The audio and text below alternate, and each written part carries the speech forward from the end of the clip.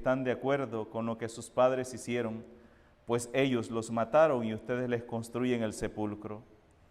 Por eso dijo la sabiduría de Dios: yo les mandaré profetas y apóstoles, y los matarán y los perseguirán, para que así le pida cuenta a esta generación de la sangre de todos los profetas que ha sido derramada desde la creación del mundo, desde la sangre de Abel hasta la de Zacarías, que fue asesinado entre el atrio y el altar.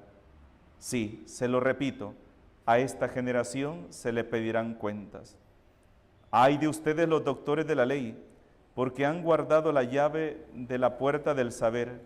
Ustedes no han entrado, y a los que iban a entrar les han cerrado el paso. Luego que Jesús salió de allí, los escribas y fariseos comenzaron a acosarlo terriblemente con muchas preguntas y a ponerle trampas para ver si podían acusarlo con alguna de sus propias palabras. Palabra del Señor.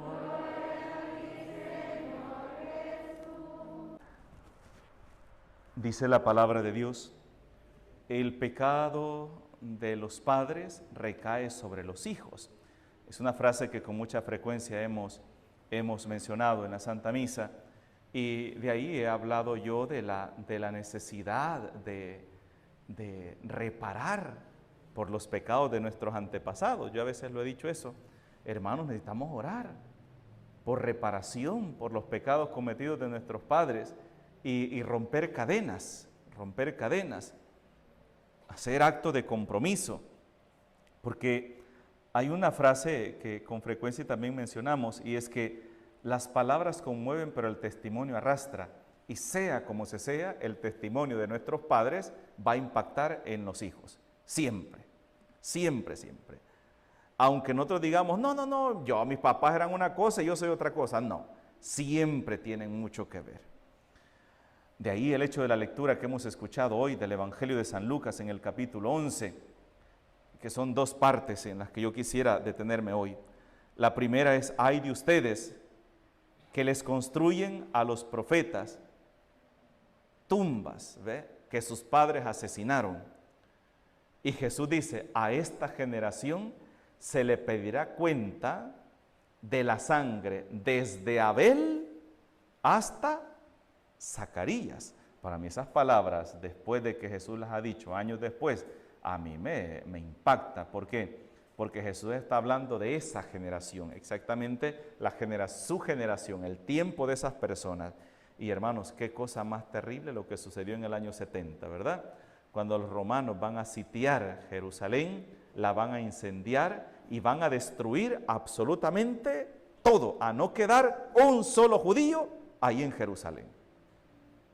Recuerden que el Estado de Israel va a ser erigido nuevamente después de la Segunda Guerra Mundial. Recientemente, más de 1000 años, ese territorio quedará abandonado y a merced de todo aquel que tenga poder y se adueñe de él. Todos los judíos, ¿qué va a hacer? Van a salir huyendo, y los que quedaron ahí los van a matar. Jesús habla de pedir cuentas. Alguien podría decir: padre, pero ¿y por qué necesariamente la gente tiene que pagar los pecados de otras personas? Aquí hay una enseñanza muy importante, y es la que yo quisiera que hoy identificáramos nosotros. El pueblo de Israel era un pueblo que también voy a mencionar, era aplastantemente analfabeta. Incluso, de hecho, existía un grupito que se llamaban los doctores de la ley o los escribas, que era una parte de la población muy, pero muy reducida, que era la que sabía leer y escribir. De ahí la gran mayoría de gente no sabía leer y escribir. Entonces, ¿qué era lo que ellos trabajaran? La memotecnia, la capacidad de memorizar. Una persona que no sabe leer y escribir tiene mayor capacidad de memorizar que una persona que sabe leer y escribir. Miren qué cosa más interesante. Entonces ellos tenían esa cualidad, esa característica de memorizar todo. Todo lo memorizaban. Todo lo memorizaban. Una, porque no existían computadoras con disco duro para almacenar todo. Tampoco existía el papel. ¿En qué escribían ellos? En tablas, en cueros de camello o en un papel que se llamaba papiro, que lo sacaban, que venía procedente de Egipto. Pero ¿cuánto valía ese papel? Que lo sacaban de madera. ¿Cuánto valía un cuero de un camello para estar escribiendo? O sea, ahí se escribía aquello que iba a quedar grabado por generaciones y para los mentados pergaminos, ¿verdad?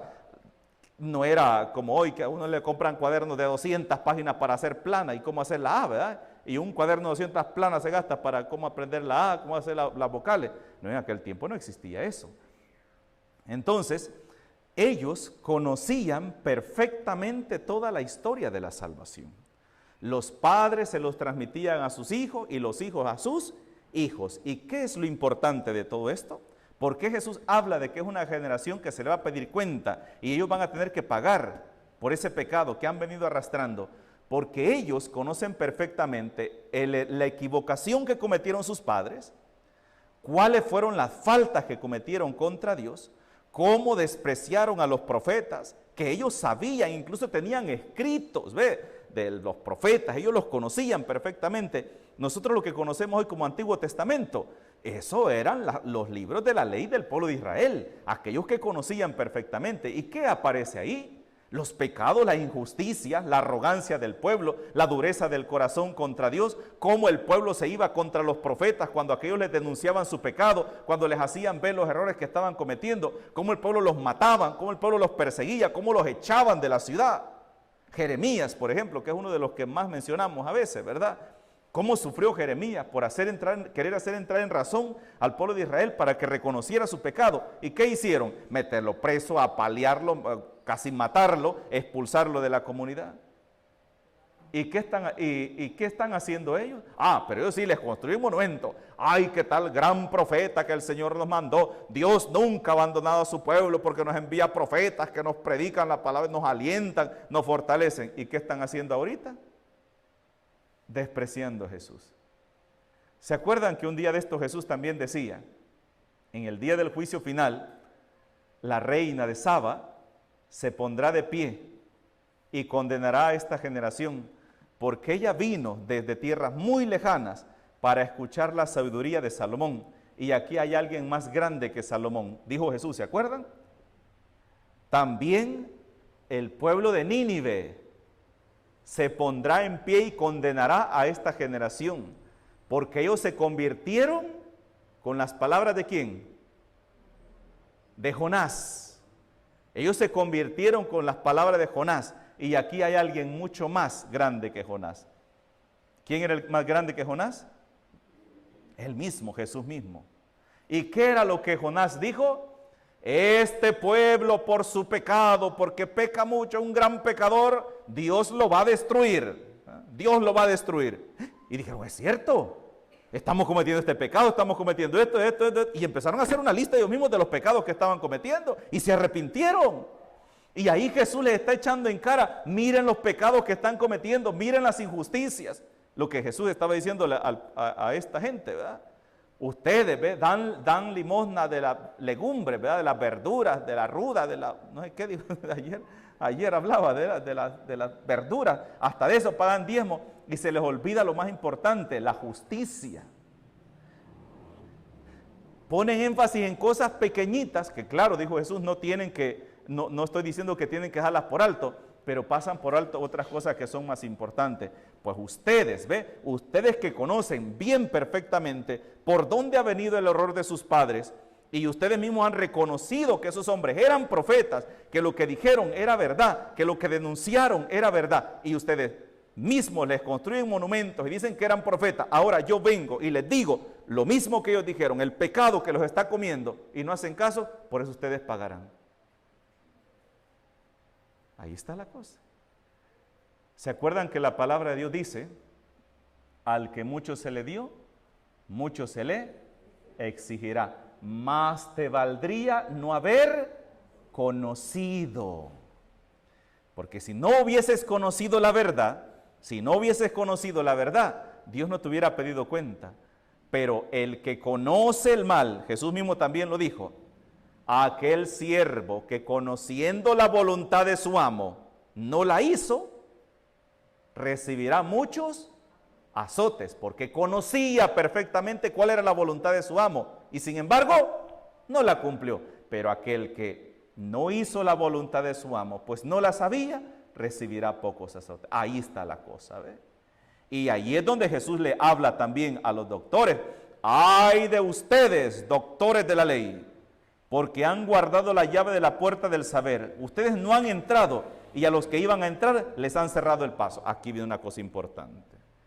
Y esto, hermanos, yo lo siento que es para mí, ¿verdad?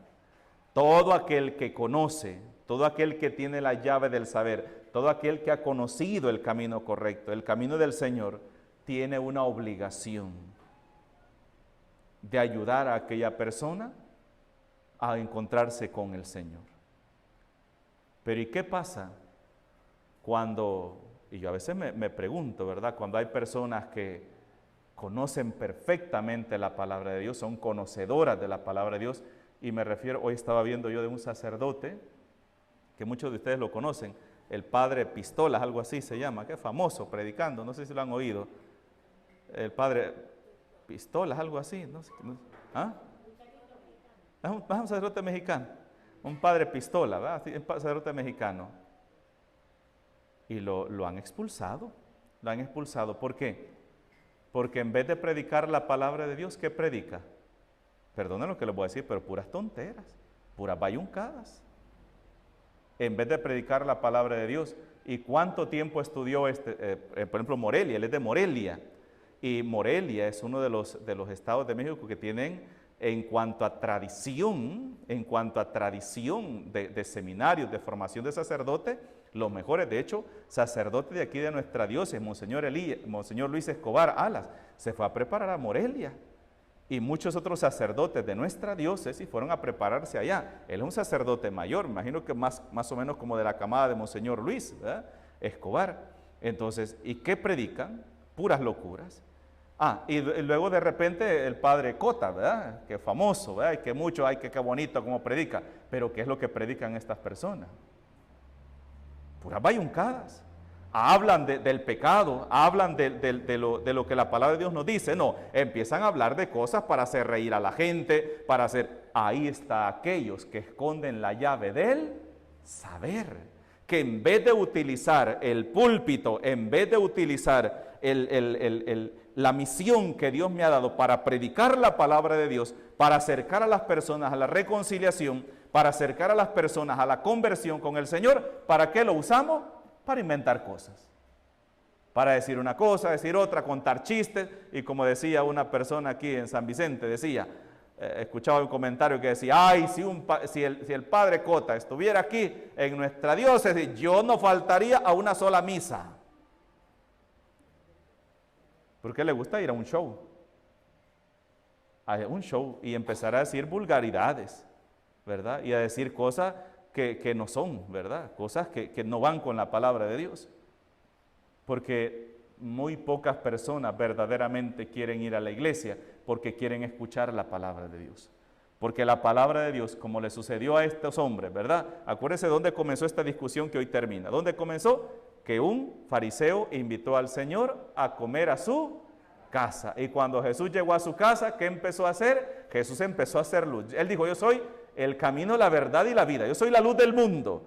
Y cuando la luz se acerca, empieza a quedar al descubierto que la negrura, la suciedad, las imperfecciones. Y cuando Jesús empezó a poner el dedo en la llaga, en el pecado, en las injusticias, en los errores de estas personas, hoy, ¿cómo termina el Evangelio? Que son las personas que lo están persiguiendo, acosando y con preguntas y viendo cómo lo hacen tropezar, ¿verdad? Porque muy pocas personas buscamos al Señor porque verdaderamente querramos cambiar de vida, porque verdaderamente queremos iniciar un proceso de conversión. Muchos de nosotros buscamos a Dios solamente como un amuleto de la buena suerte, para que me vaya bien en el trabajo, para que no me enferme, para que por mi hijo, para que cambie, para esto, pero no buscamos al Señor para decirle: Señor, cambia mi vida, transfórmame, hazme un nuevo ser, dame un nuevo corazón. Muy pocas personas buscamos a Dios para eso.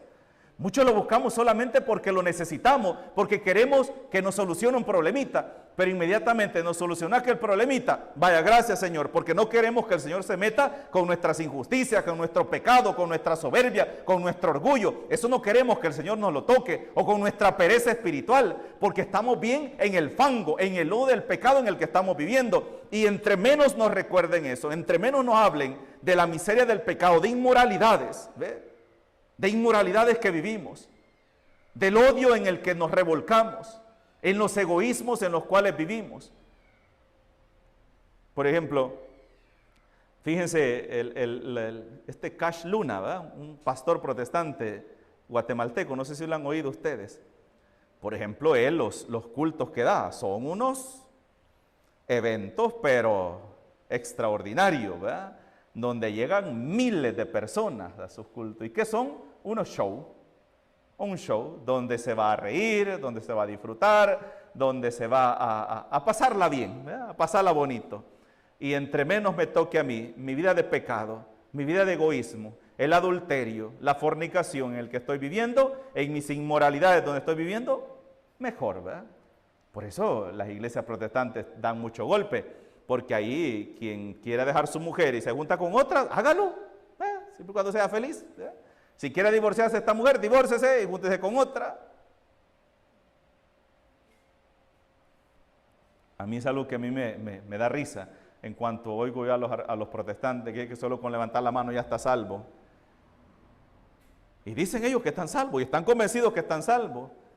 Y grandes ladrones, sinvergüenzas, odiosos, y no quiero entrar en detalles sobre las cosas que yo he vivido y he visto de estas personas, y siguen pensando que están salvos, ¿verdad? Por fe, ya estoy salvo. Pues sí. Pues sí, que solo porque usted ya levantó la mano ya está salvo.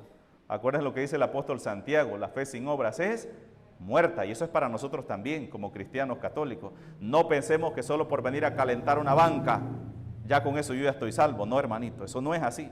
Y el Señor hoy nos habla en su palabra. Hoy nos habla, de abrir nuestros ojos bien, abrirlos y descubrir dónde está el pecado en el que estamos viviendo, dónde está esa falla la cual nos está impidiendo verdaderamente ser discípulos del Señor y que el Señor verdaderamente entre en nuestra vida. Pidámosle al Señor que no pongamos resistencia a su palabra. Así como cuando vamos al doctor y tenemos una llaga, ¿verdad?, una herida, y el doctor tiene que restregar con jabón, ¿verdad?, esa llaga para que salga esa carne podrida, sucia que está, ¿verdad?, para que quede limpia.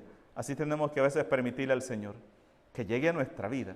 A mí me gustaba una frase que decía una vez una persona: al pecado se le trata con cepillo de alambre, decía, hasta rasparlo para que salga. Así se le trata. Y al cristiano se le trata como se le trata el pétalo de una rosa.